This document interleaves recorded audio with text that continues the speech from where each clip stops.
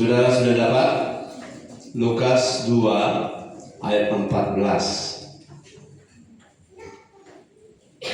Ya. 1, 2, 3. Kemuliaan bagi Allah, tempat yang maha tinggi, dan damai sejahtera di bumi antara manusia yang berkenan kepadanya. Satu kali lagi, semua fokus. 2, 3. Kemuliaan bagi Allah, tempat yang maha tinggi, damai sejahtera di bumi antara manusia yang berkenan kepadanya. Haleluya. Silakan. Damai Natal, Bapak Ibu, saya ingin saudara paham bahwa Natal atau Amin. Damai sejahtera tidak bergantung pada toples yang diisi kue Natal, walaupun itu baik. Tidak bergantung pada pakaian yang baik, walaupun itu kita patut syukuri. Tapi damai itu bergantung pada saya akan berbagi dengan saudara. Pada bagian-bagian ke depan ini, cara membuat damai sejahtera menjadi pengalaman hidup kita sehari-hari, bukan hanya pada Natal ini. Katakan, bukan hanya sekedar Natal ini. Jadi Natal identik dengan damai, tapi damai tidak identik dengan Natal. Karena Natal itu harus setiap hari. Mau cari damai? Bukan Natal saja, tapi damai itu setiap hari. Saya ingin saudara-saudara memahami bahwa Allah Bapa di surga menghendaki kita hidup dalam damai sejahtera. Kita hidup apa? Dalam damai sejahtera.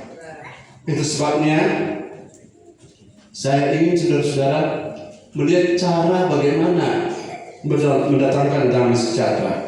Sebab kita, Matius 5 ayat 9, Bapak Ongki dan Bapak Yeri, Matius 5 ayat 9 bilang apa? Matius 5 ayat 9. Berbahagialah orang yang membawa damai, karena mereka akan disebut anak-anak Allah. Karena ciri-ciri dari anak-anak Allah adalah mereka adalah pembawa damai. Katakan bersama. Ciri-ciri anak-anak Allah adalah pembawa damai. Bagaimana? Dan kalau orang yang ini kan bahasa Inggrisnya peacemaker, pembawa pencipta damai.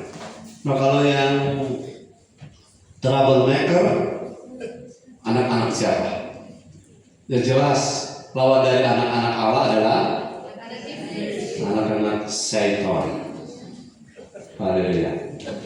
Jadi troublemaker itu bukan anak Allah. Yang anak Allah selalu pembawa damai, peacemaker. Kalau di mana dia ada kacau, itu berarti bukan anak Allah. Kalau saudara ada hadir di sesuatu tempat, kemudian tempat itu jadi kacau gara-gara pas stok hilang, itu namanya troublemaker. Semua jadi pembawa damai? Tidak bisa bawa damai kalau kita hidup sendiri tidak damai. Katakan amin. Oke, yang pertama, cara membuat damai itu jadi pengalaman hidup. 1 Tesalonika 5 ayat 23. Mari lihat.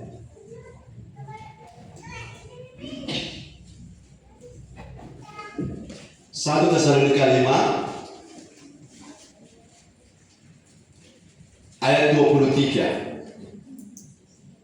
1 Tesalonika 5 ayat 23. Semoga Allah damai sejahtera memuduskan kamu seluruhnya, dan semoga roh, jiwa dan tubuhmu terpelihara sempurna dengan tak bercacat pada kedatangan Yesus Kristus Tuhan kita. Ya, saudara, cara yang pertama Karena saya tidak ingin lama-lama untuk berbelit-belit, tapi saya cari cara praktis untuk damai itu selalu ada tiap hari. Damai selalu tercipta setiap hari, alami setiap hari. Yang pertama adalah roh, jiwa, dan tubuh kita harus selaras pada satu tujuan. Ulangi, roh, jiwa, dan tubuh kita harus selaras pada satu tujuan. Karena hilangnya damai itu disebabkan oleh tidak harmonisnya antara roh, tidak harmonisnya hubungan antara roh, jiwa, dan tubuh. Saudara, yang bergejolak di dalam kita, yang tidak pengen ibadah, itu jiwa. Tapi roh kita pengen. Yang bergejolak di dalam kita, maaf, dalam tanda petik untuk tidak taat, itu jiwa. Dan jiwa dan roh itu kalau berlawanan, yang stres itu tubuh. Yang stres itu, pernah dengar dokter bilang ini sakit ini psikosomatis.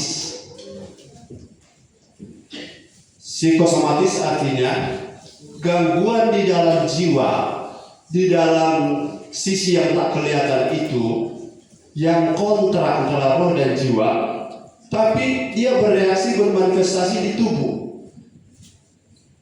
Itu namanya psikosomatis.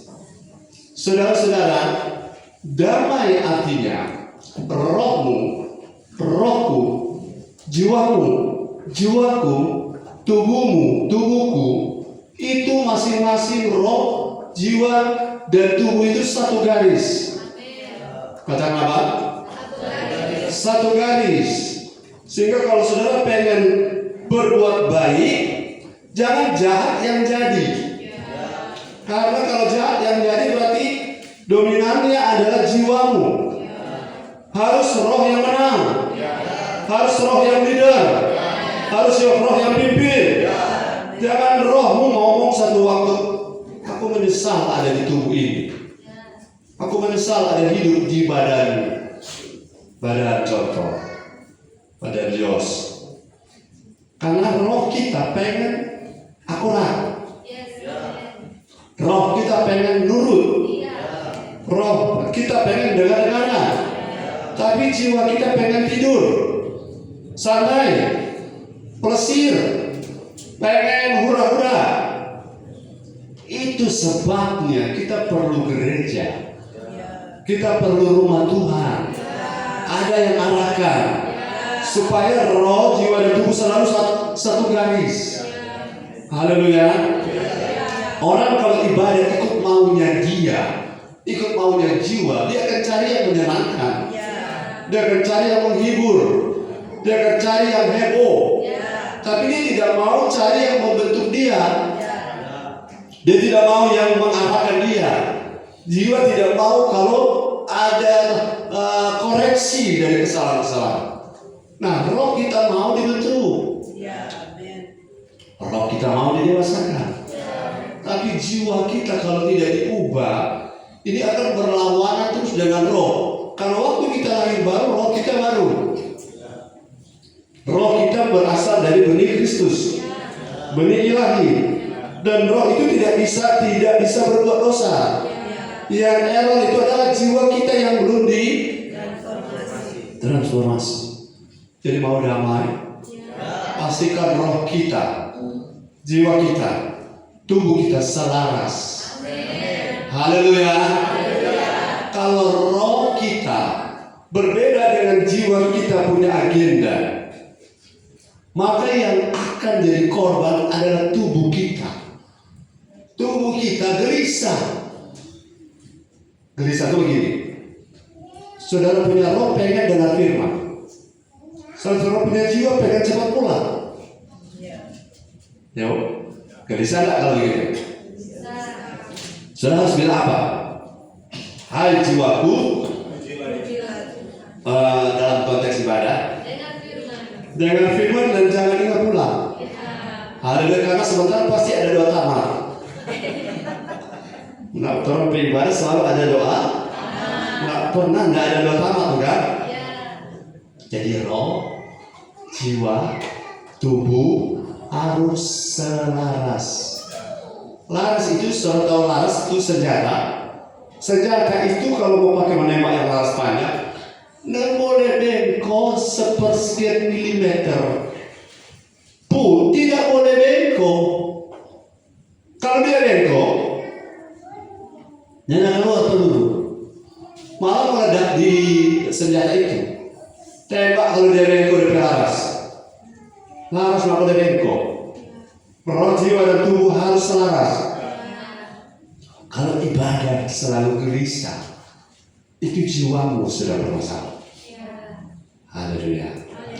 Bukankah hanya dekat Allah saja aku tenang? Nah, kenapa di ibadah gelisah?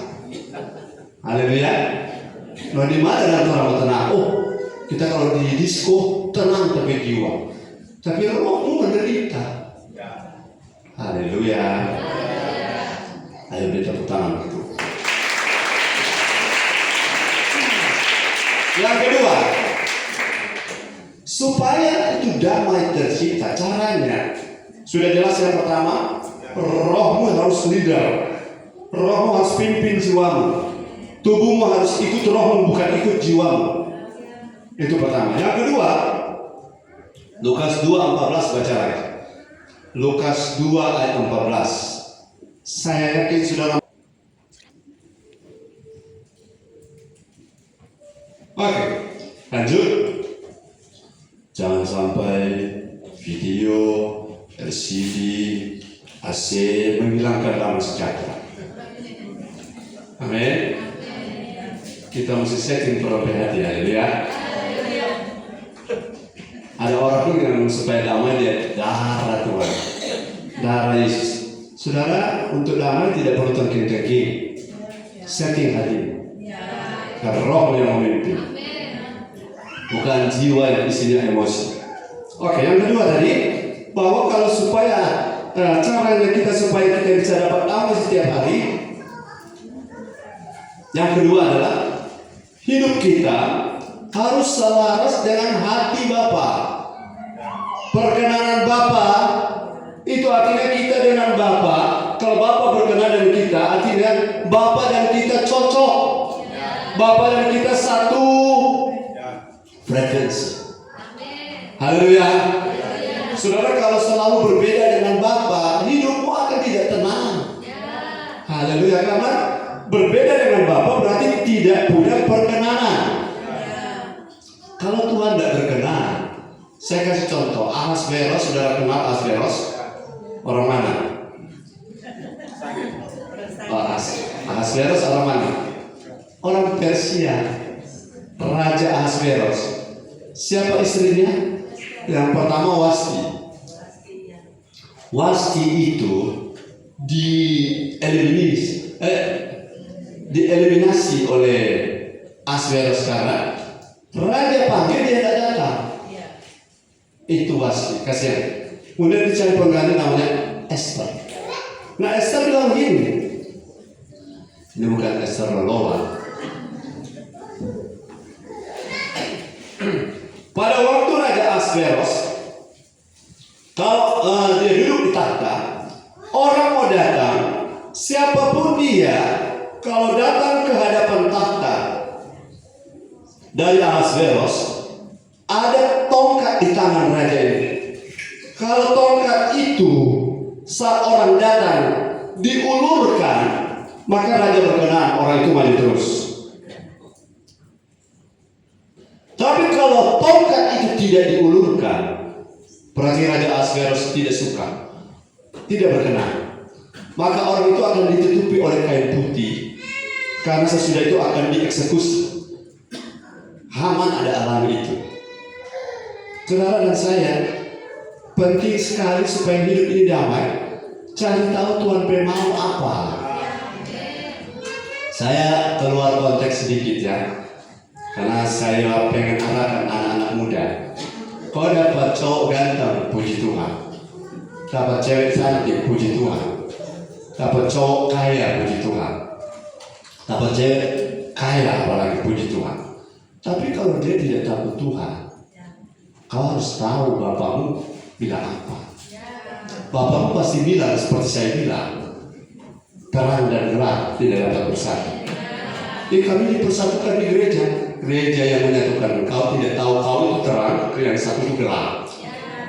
Terang dan gelap tidak bisa bersatu.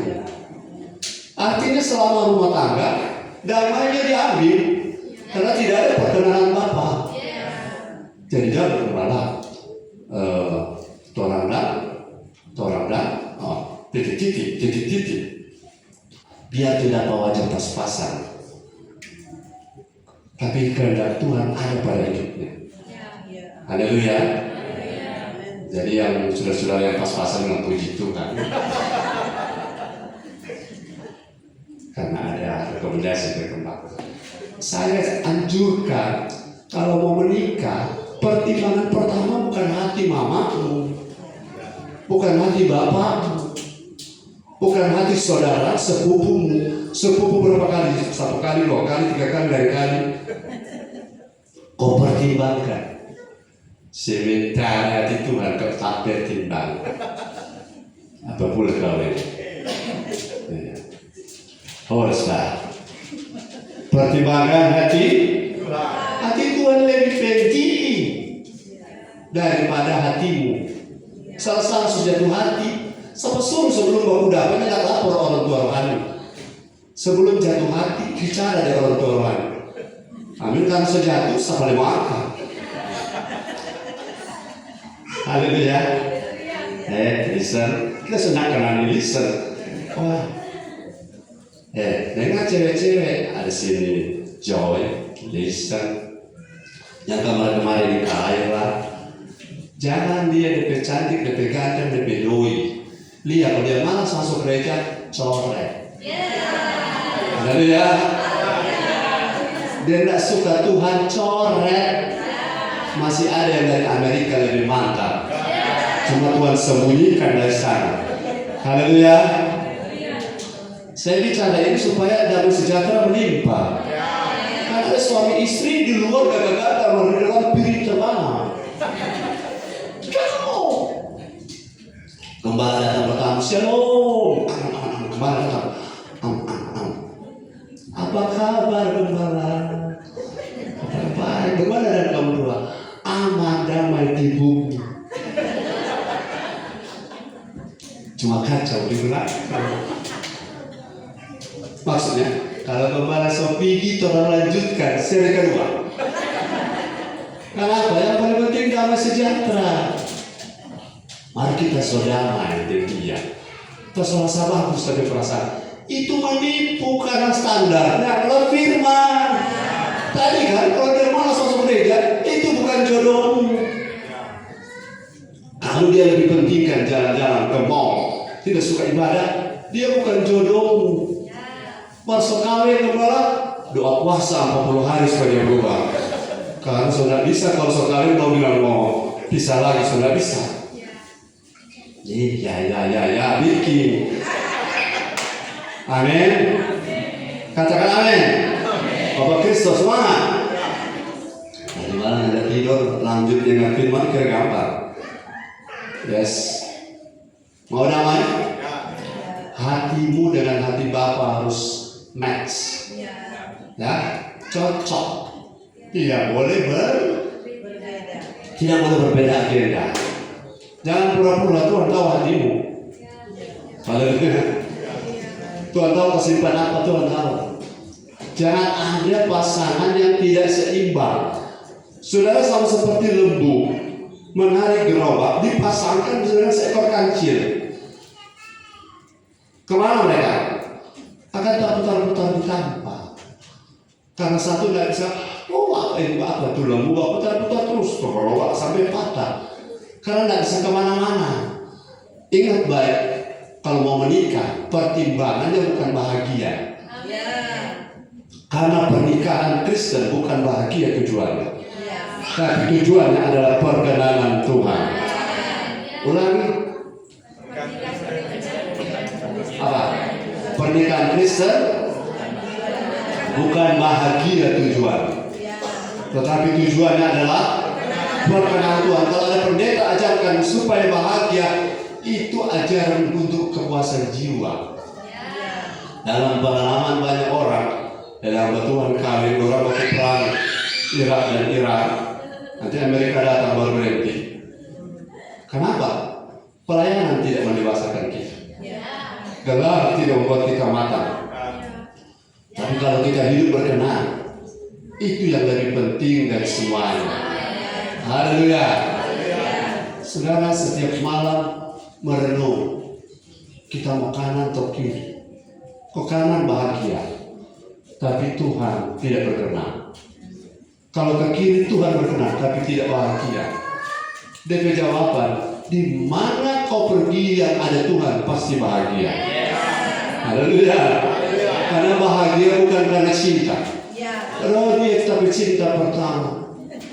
Cinta sejati. Jangan percaya cinta sejati. Karena kalau cinta sejati itu ada, kenapa ada orang kawin 2 kali? Waktu pertama menikah enggak? That is my soulmate. What's mean? Kau adalah belahan. Itu belahan jiwa. Tidak ada di Alkitab. Itu teori belahan jiwa. Kalau belahan berarti cuma satu. Betul? Saudara menikah lagi kan? Ada berapa sudah 3, teman saya pendeta sudah 3 kali menikah karena istrinya meninggal. Nah, ada belahan jiwa ada berapa? Kalau teori belahan jiwa dipakai, soulmate itu bukan teori firman. Amin. Menikah sampai 7 kali yang penting menikah yang benar. Nanti di surga sudah tidak suami istri. Soulmate itu nonsense. Yang benar adalah pasanganmu harus orang benar. Pasanganmu harus orang yang terang. Amin. Jadi mau damai? Sesuaikan agendamu dengan agenda Bapa. Karena so banyaklah. Ada dulu lagu yang saya ingat kalau sudah masih. Tak usah cinta pun tak mati. Banyaklah orang yang terbuang hanya karena putus cinta.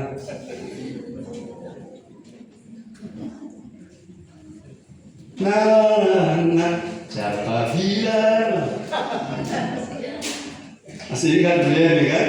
Ongki masih ingat. Salah namanya itu, pokoknya nggak penting. Haleluya. Agendamu harus sesuai dengan agenda Bapa supaya hidupmu tenang. Mau tenang? Kalau tidak tegas tenang. Mau tenang? Mau tenang? Jangan beda hatimu dengan hati Bapa. Jangan beda agendamu dengan agenda Bapa. Kalau beda kau tidak akan tenang. Kau akan galau. Di sini ada Bu Natalia dan Cynthia. Mereka punya suami 3 bulan 1 kali pulang, 6 bulan 1 kali pulang. Saya mau kasih pesan supaya hati tidak galau. Kalau pas suami pulang, berdoa sebelum dia mendarat di bandara. Tuhan, semoga hatiku dan hatimu selaras dengan hati suamiku. Maksudnya apa? Saat aku mau ibadah, suamiku tidak ajak jalan-jalan. Saudara tidak rasa ini, cuma dua yang rasa. Karena suami akan bilang begini, soal 6 bulan itu tolong berdua aku dapat. Masanya ada waktu kita orang jalan? Bilang ke sana, ibadah number 1, numero 1. Nah tadi dia bilang kepala kalau Bapak Ferry ada khotbah ulang. Nanti kita ulang. Karena apa? Kita petugas mau bangun bukan? Arahkan orang bukan? Kalau saya bilang yang gak dengar, minta Roh Kudus kasih kekuatan. Karena itu pekerjaan Tuhan yang kasih. Ulang. Pekerjaan? Kalau Tuhan yang kasih artinya? Ulang yang keras.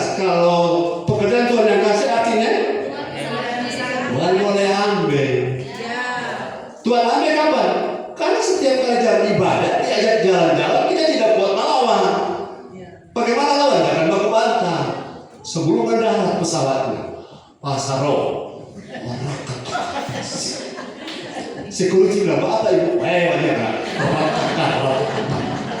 Tapi kepala besar.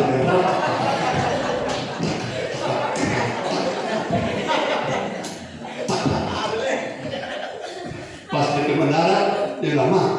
Ibadah sholatnya jam berapa? Yes! Tuhan yang bisa rubah hati orang. Jangan kita yang iko. Balas WA. Ada di mana? OTW.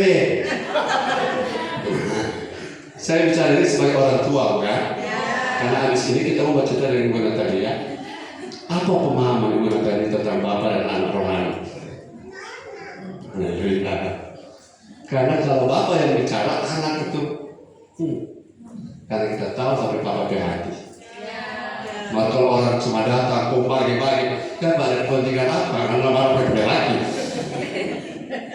Kita nggak marah dari laki-laki saudara. Apalagi Bapak Lose, kita nggak marah. Mari kita suka Torah, bukan cuma masuk surga, tapi damai di bumi. Sudah tahu damai yang paling indah ada di mana? Di ibadah. Hanya dekat aku. Kalau banyak ibadah, banyak damai. Kalau banyak jalan-jalan, habis dong. Coba buat jalan-jalan, friend, kan? Kalau jalan-jalan ke Malaysia, ke Vietnam, ke Cina, nggak bayar gratis. Tapi kan jalan-jalan bayar juga. Kita orang pernah masuk di pemohon dekat Lokor, pintu masuk bayar, masuk rumah makan bayar, naik wahana bayar. Kok apa yang enak bayar sini? Semua bayar. Mau cari damai ini atau mau cari kantong bocor? Damai yang sejati hanya dekat Allah. Jadi boleh jalan-jalan, boleh beribadah dulu. Kok kita pesan supaya damai? Dan orang di sini lebih penting orang mati atau lebih penting ibadah? Ini kan tantangannya kalau di realita paling buku sama orang. Lebih penting orang mati atau ibadah? Ibadah. Amin ya. Berdoa supaya setiap kali ada orang mati yang tabrakan untuk beribadah. Tapi berdoa lebih tinggi levelnya. Setiap kali ada orang mati, orang masih bisa ibadah dulu komplit. Begitu itu, amin. Saya salut dengan Bapak dia.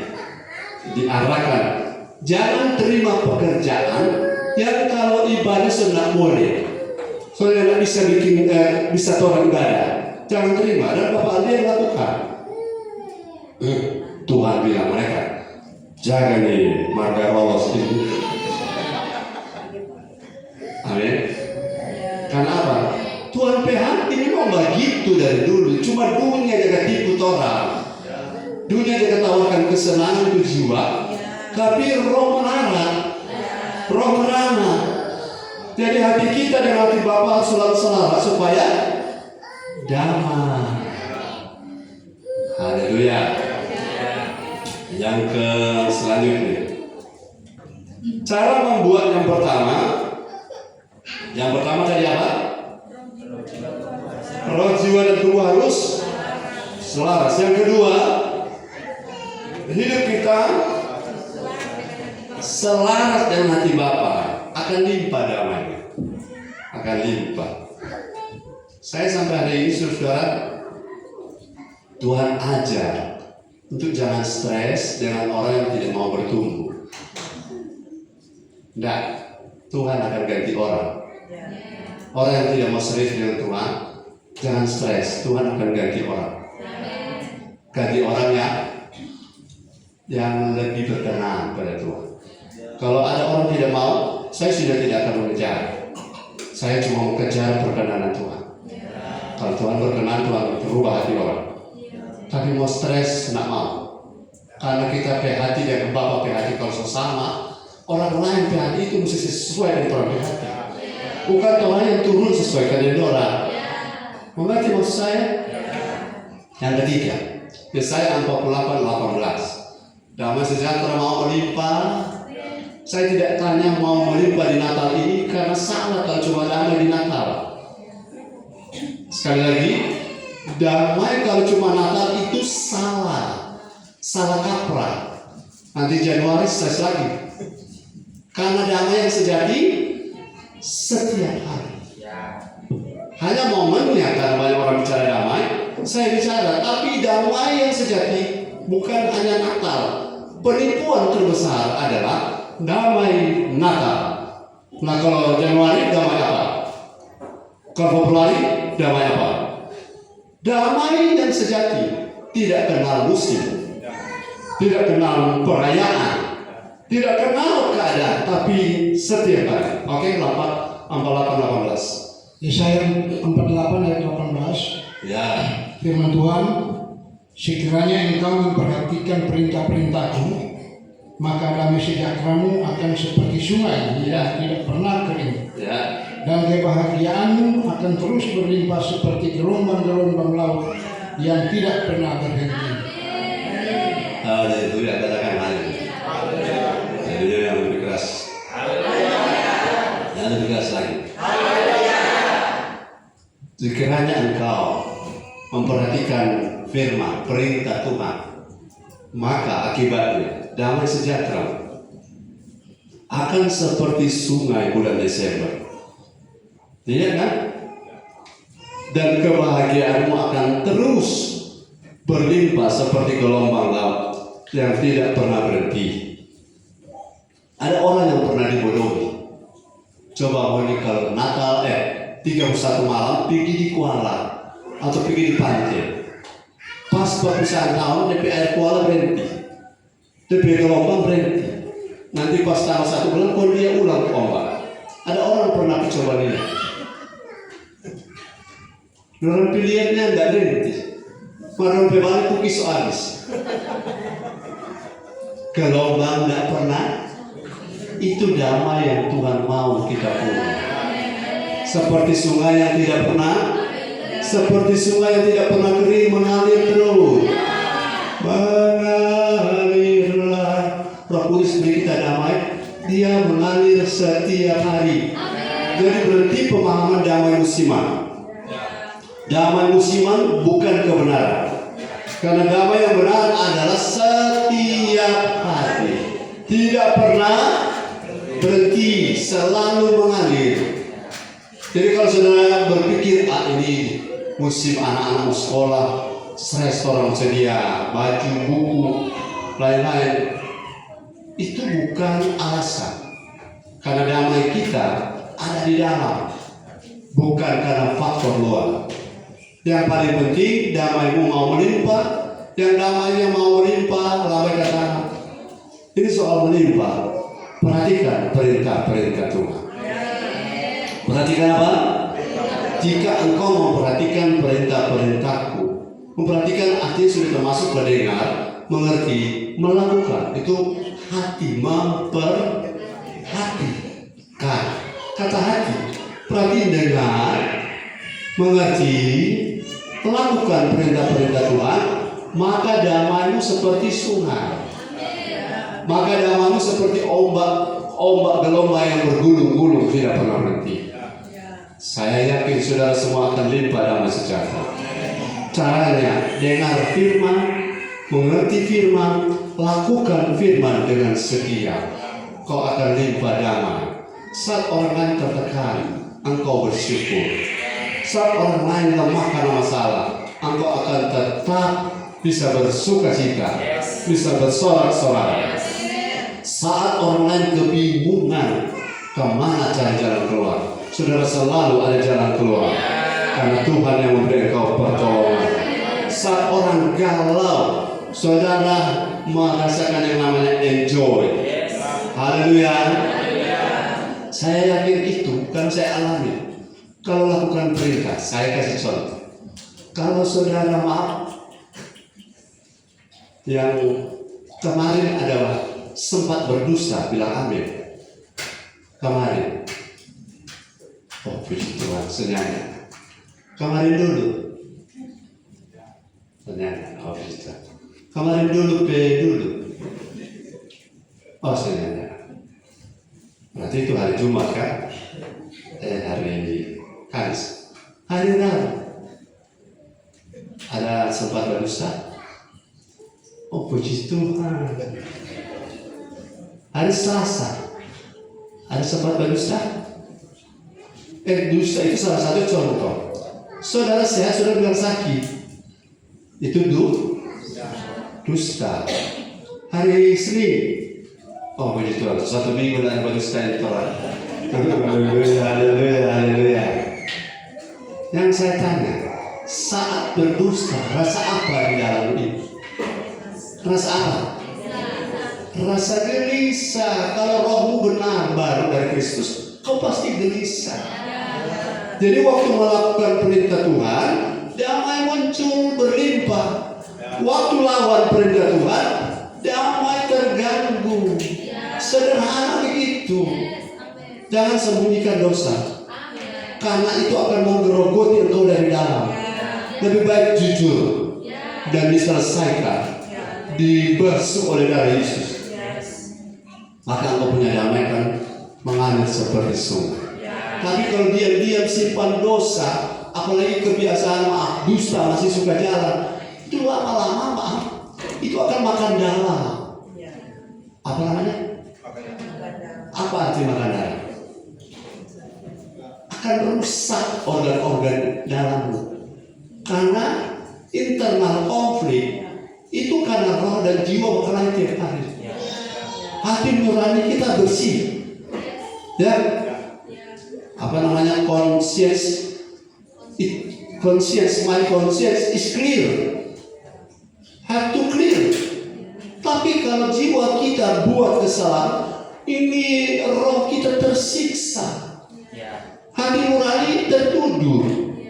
Saudara, kalau ada khotbah tentang dosa, apakah kalau saudara berbuat apa saudara bisa angkat kepala? Akan selalu tertunduk. Kenapa? Hati nurani menuduh. Mau beres? Melakukan perintah Tuhan. Kalau boleh setiap hari, kalau ada kebiasaan yang masih salah, minta Roh Kudus itu bersihkan kita. Saudara minta maaf. Orang bisa berkata-kata nubuat, orang bisa kata-kata profeti, orang bisa luar biasa, tapi musuh juga luar biasa. Amin. Harus bersih. Karena kalau tidak bersih, damai itu terganggu. Seperti ada batu di dalam lambung. Itu sebabnya ada asam lambung. Karena damai tidak full. Saya rasa kita sudah mau asam lambung. Setiap kali asam lambung datang, dia bilang ini pasti ada yang salah dengan kepikiran. Tak mesti kasih beres. Saya harus berdamai dengan Tuhan. Asam lambung selesai. Karena biar minum obat apa saja, lansoprazol, Proma, Alumi, sudah minum batang pisang direbus, batang pisang bikin saut, semua herbal yang korma sudah rebus, taruh gula merah. Segala macam sudah bikin. Kalau rohmu dan jiwamu masih selalu kontra. Bagaimana kontra? Rohmu pengen ibadah, jiwamu pengen sayang diri, tubuhmu bingung. Yang bingung siapa? Tubuh. Saya bilang tadi saat Bapak Kristus karena dia sedang berjuang dengan tubuhnya yang sedang menyelamatkannya. Amin. Tapi kalau kuat, berarti rohnya kuat. Karena ada orang, saudara, sedangkan yang mengantuk tak sono. Ini memang betul-betul mengantuk. Coba waktu tukar posisi. Memang betul-betul mengantuk, ada jaga malam ini bukan ada jaga pagi. Tapi kalau masih kuat dengan karena roh yang komando. Hai jiwaku. Cuma kok 1 jam kembali khotbah. Kurang 7 menit. Haleluya. Karena ada Natal sebentar. Ada tamu-tamu akhirnya orang datang ulang siang.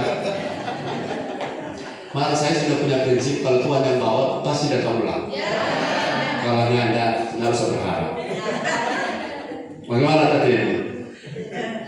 Kalau nggak usah berharap. Buktinya datang ulang tuh. Karena Tuhan yang bawa. Kalau perintah Tuhan ditaati, damai melimpah. Perintah Tuhan dilawani, ditaati dan dilawani. Masa taat pakai i, kong lawannya pakai i. Perintah Tuhan ditaati, damai melimpah. Perintah Tuhan dilawani, hati galau. Biar saudara jago, pilih pak psikolog. Saudara akan bilang, psikolog akan bilang, ini terjadi internal konflik. Dan minta menjelaskan bakal apa di dalam. Kita bisa jelaskan. Roh dan jiwamu Bapak ambil. Haleluya. Makanya dapat bilang, hai jiwaku, Bapak dengar kok mana. Haleluya. Hai jiwaku, berhenti juga ada malas itu. Roh yang harus bicara. Halo, hai jiwaku, jangan kau tersono dengan firman. Maka kalau keselip dosa PM, terbuka mata. Berarti relatif itu mengantuk. Betul? Setuju dengan saya? Badan lomek, tak bergairah untuk menyanyi menyembah Tuhan. Baru kalau anjing geladus bisa lari. Berarti itu mau itu relatif bukan? Bergantung keputusan. Saya lihat kalau Bapak Amos main keyboard, dia boleh sambil menyembah, boleh menyanyi. Maka kalau kita belum terlalu cakap, para orang sambil main keyboard boleh tersono, saking bekerja orang, boleh tersono. Tak boleh begitu. Katakan, hai jiwaku, mari menyembah Tuhan, mari memuji Tuhan. Hai jiwaku, fokus dengan firman. Cukup satu kali buang air kecil. Jangan selama khotbah 3 kali. Haleluya, karena iblis kalau dia tahu orang model begitu, dia akan kasih 6 kali supaya terganggu dengan firman. Saya bicara, kalau saya tidak bicara begini, siapa lagi mau bicara? Haleluya.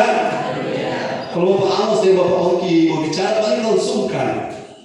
Karena Bapak Amos dan Bapak Ongki bukan Bapak Amos dan Bapak Ongki tanggung jawab, saudara. Saya yang bertanggung jawab. Kita bicara bukan dendam. Nggak ada apa? Nggak ada dendam di antara kita. Saya tidak marah dengan saudara. Saudara juga saya tidak marah dengan saya. Mau damai? Jangan lawan perintah Tuhan. Mau damai? Belajar kok, taat saja. Taat saja. Lihat, setiap kali engkau tidak lagi damai, periksa, engkau mungkin sedang melawan firman. Engkau sedang melawan otoritas Tuhan. Karena damai tidak pernah ada pada orang yang tidak taat perintah Tuhan. Kalau ada damai itu sandiwara. Itu apa? Drama. Dapat lihat damai.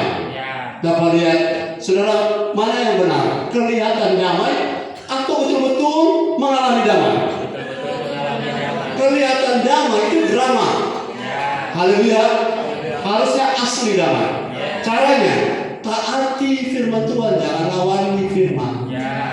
Kalau firman bilang ibadah itu soal utama, jangan lawan. Mau? Jangan lawan. Haleluya. Berapa banyak orang yang malas ibadah tidak ada damai, akhirnya cari dicap tikus. Betul? Orang yang mau cari damai di mana? Tidak dapat. Itu sebab orang yang selalu ibadah, menurut penelitian di Amerika, tingkat kesehatan jantung orang Amerika lebih tinggi pada komunitas orang yang rajin ibadah. Sebaliknya, tingkat kesehatan jantung orang Amerika rendah sekali pada orang yang malas ibadah. Saudara mau jantungan? Ini kan penelitian ilmiah dan mendukung kebenaran. Saudara mau sakit jantung? Mau sembuh? Kita mau sembuh dengan cara motifnya harus lurus juga ya. Kenapa rajin ibadah? Supaya terbaik jantung. Bukan itu efek. Tujuannya adalah supaya kita dibentuk di rumah Tuhan. Kita dibangun dari serupa Kristus. DP bonus jantung sehat. Bagaimana tidak jantung sehat? Sukacita, damai sejahtera, gerak badan, angkat tangan. Malah ada yang disuruh angkat tangan dia yang angkat. Kenapa? Nggak dapat dengar, kasih ada headset di sini.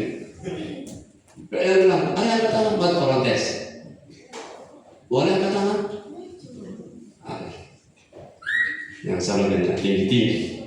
Karena mandi tadi. Haleluya. Kalau selalu menurut, saya rasa di hidup saya. Kalau pimpinan gereja saya bilang administrasi keuangan, saya lakukan. Hati ini tenang, hati ini damai. Kalau kita bantah, kita lawan, kita tidak kirim, kita tidak kasih masuk apa yang diminta. Hati tidak tenang. Bahwa di sini hati tidak tenang. Ada internal konflik.